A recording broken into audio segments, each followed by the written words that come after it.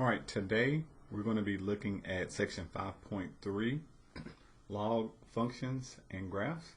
We have 5 objectives. We're going to find common logarithms and natural logarithms without a calculator. We're going to convert between exponential equations and logarithmic equations. We're going to change logarithmic bases. We're going to graph logarithmic functions and then solve applied problems involving logarithmic functions. Here we kind of get a little intro and how to graph logarithms is the inverse of an exponential function, which we previously looked at. They are showing you y equals, and you have some number raised to a power, and that power is changing. And then we get to see some connections between the graph, the table, and the equations. Here we start to talk about how to find the inverse and going from log and exponential notations. Here it says when you see a log, it is read log base 2 of x. It says logarithm base 2 of x. And it tells you that means the power to which we raise 2 to get x.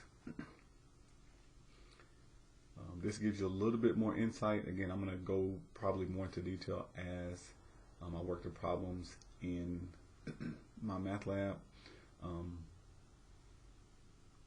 Here it says we define log base a of x as a number y such that a is equal a to the y.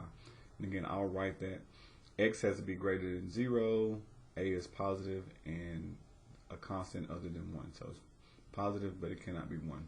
Otherwise, you'll just get a straight line. Let me get there. This is connecting some general concepts about the graphs of exponential and log functions. You can kind of see some of the comparisons. Here we're going to be asked to find certain logs. Usually we'll set them equal to some unknown variable and then rewrite it and solve. Again, I will show you that when we get to solving the problems. Some general facts we want to know.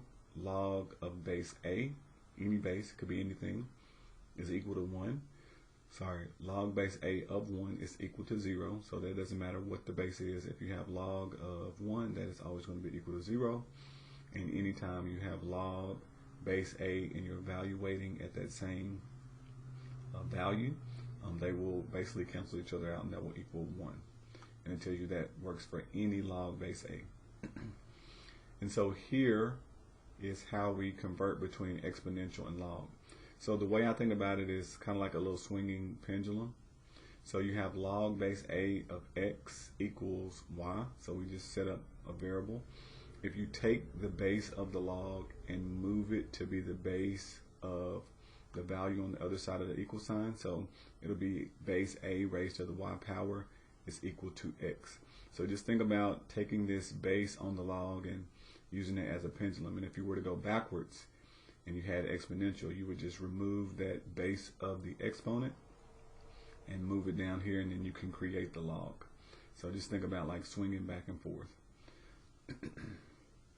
So most of the time we will use bases. We'll use maybe exponential table, and that would help us to solve logs.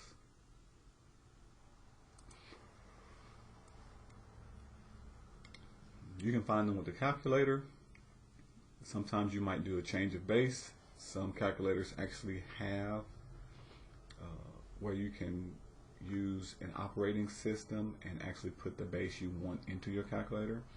Generally, however, calculator starts with a base of 10. That's what log is. If you don't see a base down there, it's understood to be a 10. And if we have to do change of base, when we have a different base, that should be coming up, I want to say.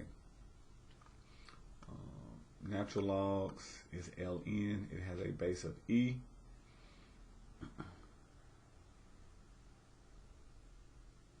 These are some more that they're just kind of plugging in the calculator. Same properties. Ln of 1 is equal to 0. Ln evaluated E is understood E as a base is equal to 1. And then here's the change of base formula I was referring to. So for any log with a base b, you can say log of base 10, or whatever base you want to use, of m over log base 10 of whatever that base was. And so they show you here with an example. You have log base 5 of 8. You can say log of 8 over log of 5 with the same base 10, and that will give you the same answer. And then we get into graphing functions. Again, we can kind of plug in some numbers, make a table, and we can draw it by hand. We can use technology and type in the equation, and it will graph it for us. And they do several here, some examples showing you how they look different as you transform them. This x plus 3, remember anything with x is opposite, so this is going to get shifted left 3, and you kind of see that asymptote at -3. And then we have some applications where they apply using logs to some word problems, walking speed, and they give you a few examples. You can kind of look over those, and then we'll just apply them to whatever we see in my math lab. Okay, and then it's just a general overview. All right, we're going to jump on over and start solving some problems.